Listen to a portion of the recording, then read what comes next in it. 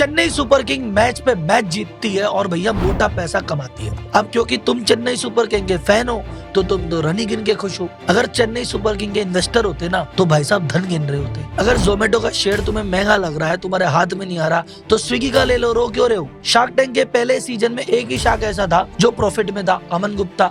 और शायद तुम ये मेरी जो बात सुन रहे हो ये बोट के एयरफोन पे सुन रहे होंगे, उसकी कंपनी क्या बुरी है, उसमें इन्वेस्ट कर दो। अब आप बोल रहे हो अरे राहुल भाई सूखे नशे करने लग गए क्या, ये कंपनियां लिस्टेड कहाँ है स्विगी, कहाँ है बोट, कहाँ पे चेन्नई सुपर किंग, इसमें तो प्राइवेट इन्वेस्टर पैसा लगाते हैं। हमारे जैसा आम आदमी कैसे लगाएगा? अजी भाई लगा सकता है। आज की वीडियो पूरी इसी के ऊपर है, यानी ऐसी कंपनियां जो लिस्ट नहीं हुई, जिनका आईपीओ नहीं आया, उन कंपनियों को कहते हैं अनलिस्टेड कंपनी।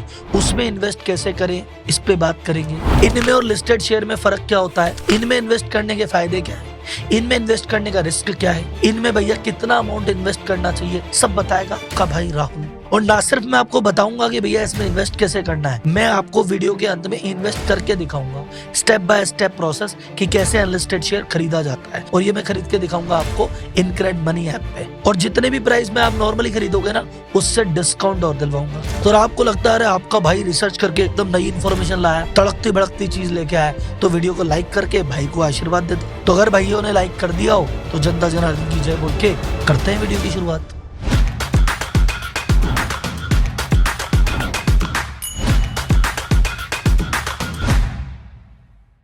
सबसे पहले समझते हैं लिस्टेड और अनलिस्टेड स्टॉक में फर्क क्या होता है। जिस भी कंपनी ने आम पब्लिक से पैसा उठाया है, यानी उसका आईपीओ आया है, यानी वो बीएससी एनएससी या किसी भी प्लेटफॉर्म पे ट्रेड हो रही है और जिसे आम आदमी जब चाहे खरीद जब चाहे बेच सकता है, ऐसे शेयर्स को कहते हैं लिस्टेड शेयर्स। क्लियर है? अनलिस्टेड शेयर क्या होते हैं? इसका एकदम उल्टा, जिन्होंने आम आदमी से पैसा न लिया हो, जिन्होंने आईपीओ न लाया हो, जिनमें को शेयर को मन चाहे तरीके से खरीदा बेचा न जा सकता हो, जो किसी भी बीएससी एनएससी पे नहीं मिल रहे हो, इन सबको कहते हैं अनलिस्टेड शेयर्स। इनमें नॉर्मली प्राइवेट इन्वेस्टर इन्वेस्ट करते हैं, जैसे angel investor, venture capital, private equity, ये लोग इन्वेस्ट करते हैं इनमें। और ये अनलिस्टेड स्टॉक कैसे होते हैं? नॉर्मली दो तरह के होते हैं। एक तो वो हुआ कि कोई लिस्टेड कंपनी है, उसकी सब्सिडरी कंपनी है जो लिस्ट नहीं है, जैसे फॉर एग्जांपल रिलायंस इंडस्ट्री है, वो लिस्ट है, पर उसकी जो सब्सिडरी कंपनी है रिलायंस रिटेल, वो भाई साहब लिस्टेड नहीं है, वो क्या कहलाएंगे? Unlisted share.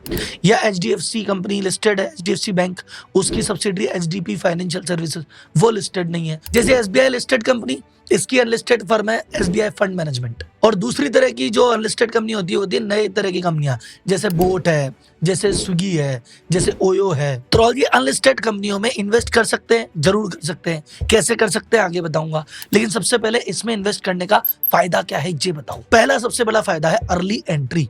इन्वेस्टमेंट का सबसे बढ़िया रूल है, जो जितना जल्दी एंटर करेगा वो उतना मोटा पैसा छापेगा। अगर कोई शेयर आज 1000 रुपए का है, किसी ने 100 रुपए पे खरीदा था तो उसका हुआ 10 गुना, जिसने 200 पे खरीदा उसका 5 गुना, और जो 500 पे खरीदा था उसका हुआ मात्र 2 गुना।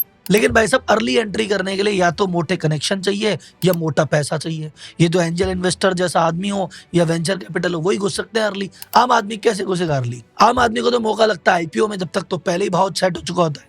तो अनलिस्टेड शेयर के थ्रू आप आईपीओ आने से पहले भी कंपनी में घुस सकते हो, तो अर्ली एंट्री मिल गई। तो नॉर्मल आदमी जो आईपीओ पे एंटर करेगा वर्सेस ये जो एंट्री एंटर करेगा, इसके चांसेस ज्यादा है कि आईपीओ वाले की तुलना में ज्यादा पैसे कमाएगा। दूसरा बेनिफिट भी इससे मिलता जुलता है, हायर रिटर्न।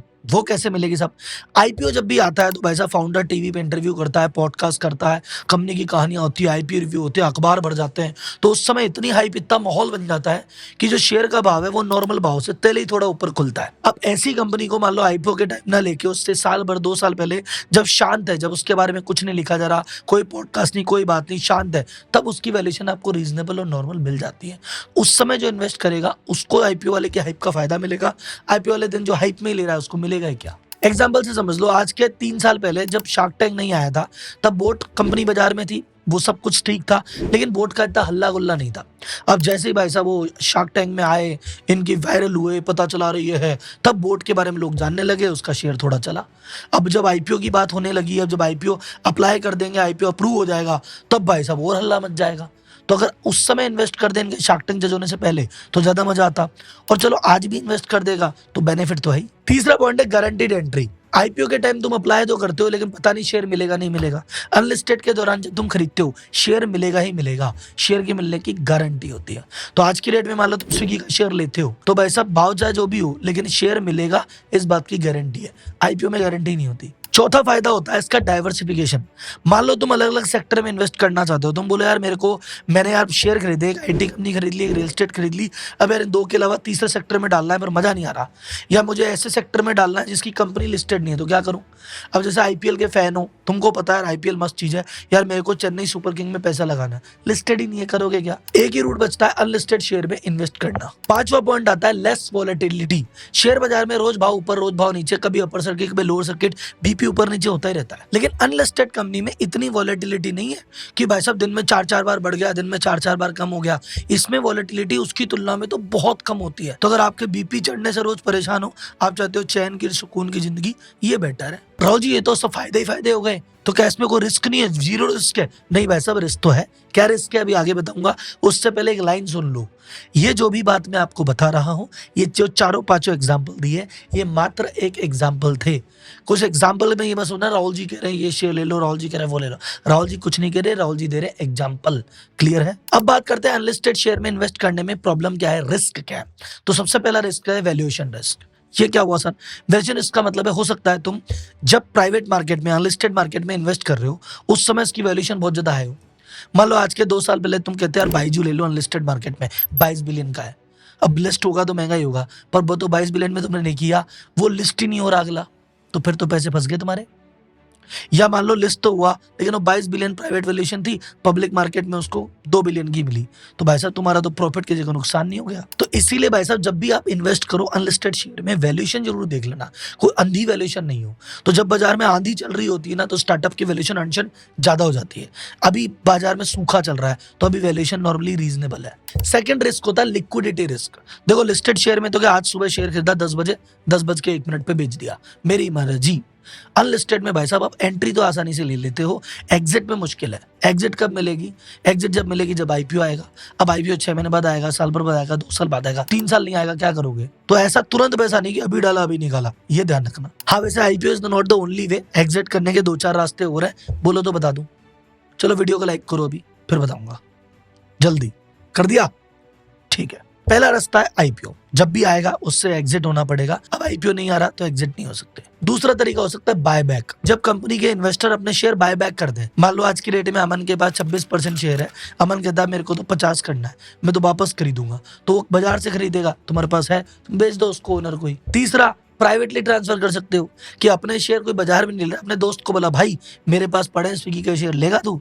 इतने रुपए के मैंने लिए थे, इतने रुपए में ले तो ले ले। तुम दोनों भाई राजी, तो क्या करेगा काजी। चौथा ऐसा हो सकता है कि तुम्हारी उस कंपनी जिसमें तुम्हारे शेयर पड़े हैं उसको एक लिस्टेड कंपनी खरीद ले, तो जब लिस्टेड कंपनी खरीदेगी तो उसके बदले तुमको पैसा मिल जाएगा, ले लेना। कुल मिला के एग्जिट स्मूथ नहीं है, एग्जिट हो जाएगी, ऐसा नहीं पैसे फंसे रहेंगे, लेकिन कब होगी कैसे होगी इसकी गारंटी नहीं है, तो उतना ही पैसा फंसाना जितने की रिस्क ले सकते हो। तीसरी प्रॉब्लम है लॉक इन प्रॉब्लम। आपका प्लान ये है कि मैं अनलिस्टेड कंपनी में शेयर खरीद लूंगा, जब आईपीओ की अनाउंसमेंट होगी आईपीओ के दिन शेयर बेच के मैं मेरे मजे ले लूंगा।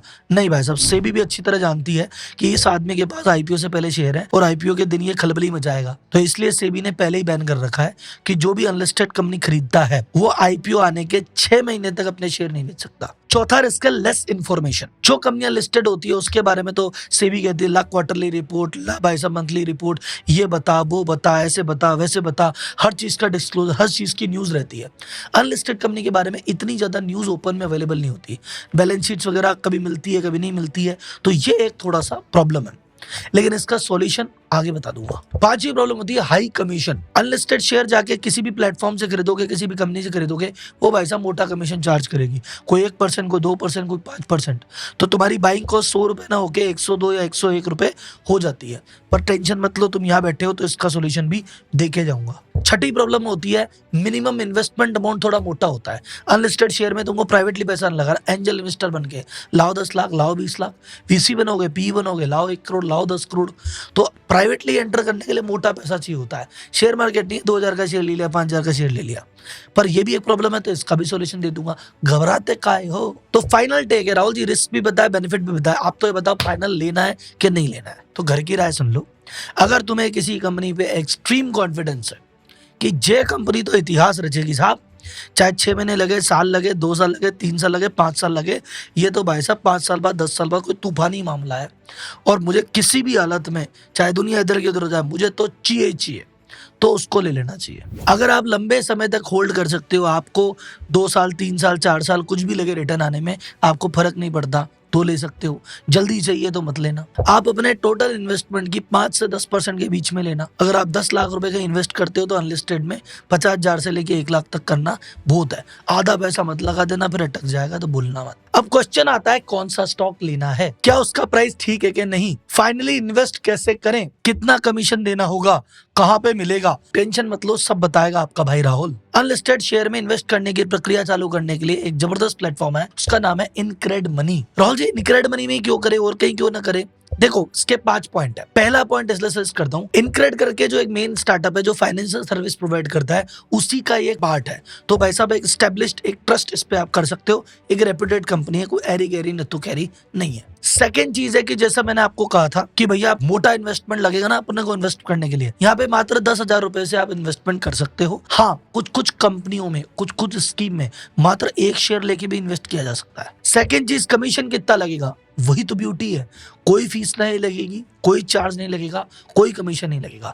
जितने का शेयर है उतने में खरीदो, मस्त रहो। चौथी चीज, ये आपको कुछ बेसिक डिटेल जैसे कंपनी की बैलेंस शीट है, कंपनी का P&L है, उसका P रेशियो क्या है, उसका EPS क्या है, ये छोटी मोटी चीजों की इंफॉर्मेशन आपको एक जगह प्रोवाइड कर देंगे, जिससे आपका डिसीजन लेना थोड़ा आसान हो जाएगा। और पांचवा, द मोस्ट इंपॉर्टेंट, तुम 100 रुपए की चीज कितने में खरीदोगे? ये सोच रहे होंगे 100 की चीज में 1-2 रुपए कमीशन लगेगा, 100 की चीज 102 में आएगी। नहीं, 100 की चीज आएगी 99 रुपए 50 पैसे में। कैसे? अभी सुनो। जो भी व्यक्ति इनक्रेड मनी पे जाके डायरेक्ट शेयर में इन्वेस्ट करता है, उसको मिलता है 0.25% का डिस्काउंट, यानी 54 का। लेकिन अगर आप इस चैनल के सब्सक्राइबर हो और जो मैं लिंक दूंगा उसके थ्रू लोगे, तो आपको एक 54 एक्स्ट्रा मिलेगी, यानी पूरी 98 का डिस्काउंट। अच्छा, आपको इन्वेस्ट करते टाइम, इन्वेस्ट करने के बाद किसी चीज की दिक्कत आए तो इनके पास एक्सपर्ट्स अवेलेबल हैं, आप एक कॉल बुक कर सकते हैं और ये आपको सीधे गाइड कर देंगे। अब सवाल ये है, भैया प्रोसेस बताओ इसमें इन्वेस्ट कैसे करें? तो हाउ आप प्रोसेस देखो स्टेप बाय स्टेप। सबसे पहले तो भाई ये वीडियो है, इसके जाओ डिस्क्रिप्शन में, ये मिल गया लिंक, इस लिंक पे कर दो क्लिक, क्लिक कर दो, ये खुल गई आपके सामने वेबसाइट। वेबसाइट खुलते ही ये जो प्रोडक्ट सेक्शन है यहाँ पे जाके क्लिक करो, यहाँ पे एक ऑप्शन आएगा अनलिस्टेड शेयर, कर दो इस पे क्लिक। जैसे ही क्लिक करोगे इस पे आपको देखो सारे शेयर दिख जाएंगे जो जो यहाँ पे अवेलेबल है। अब मान लो भाई साहब मुझे ये लग रहा है Chennai super king, Chennai super king है, मुझे इस पे इन्वेस्ट करना है, मैं क्लिक करूंगा इन्वेस्ट नाउ पे। फिर मैं जैसे ही जाऊंगा मुझे इसके यहाँ पे फंडामेंटल दिख जाएंगे कि देखो जैसे प्राइस क्या है, मार्केट कैप क्या है, P रेशियो क्या है, डेट टू इक्विटी रेशियो क्या है, ये मोटा मोटी चीजें जो मुझे देखनी है मिल गई। फिर मुझे मान लो इसका फाइनेंशियल स्टेटमेंट देखना है, मुझे इसका बैलेंस शीट देखना है, मैं देख सकता हूँ। मुझे प्रॉफिट एंड लॉस अकाउंट देखना है, मैं देख सकता हूँ। मेरे को इसका शेयर होल्डिंग पैटर्न देखना है, मैं देख सकता हूँ। फिर मुझे ये देखना है भाई साहब कि इसकी स्ट्रेंथ क्या है, वीकनेस क्या है, वो भी यहाँ पे मुझे देखने को मिल जाएगी। ये एनालिसिस करके आपको बेसिक आइडिया लग गया। उसके बाद आपने अपनी फर्दर रिसर्च की। फर्दर रिसर्च करने के बाद आपने जैसे ही क्लिक करोगे ये पूछेगा भैया कितनी यूनिट का इन्वेस्टमेंट करना है। अब यहाँ पे दिखा रहा है कि भैया 10,000 रुपए का इन्वेस्टमेंट मिनिमम लगेगा। कुछ स्कीम ऐसी आती है, कुछ कंपनियां ऐसी है जहाँ पे 1 शेयर से भी इन्वेस्ट कर सकते हो। अब इन्वेस्ट करने पे क्या पूछ रहा है, मोबाइल नंबर, तो डाल दो मोबाइल नंबर। मोबाइल नंबर डाला, OTP पूछ रहा है, OTP डालो। उसके बाद नाम पूछ रहा है, तो जो आपका पैन कार्ड पे नाम है वो डाल दो, क्योंकि डीमेट अकाउंट में जाएगा ना ये, इसलिए। फिर ईमेल आईडी डाल दो, फिर कितना इन्वेस्ट करना है वो अमाउंट डाल दो, अपनी डिटेल फिल कर दो पूरी, एड्रेस प्रूफ डालो, बैंक अकाउंट की पूरी डिटेल डाल दो, फिर लास्ट में इसको कर लो डीमेट से लिंक, और फाइनली आप इसको फिर बाय कर सकते हो। बाय करने के 3 से 7 दिन में आपका जो डीमेट अकाउंट आप दोगे उसमें आपको ये शेयर अपने आप दिख जाएंगे।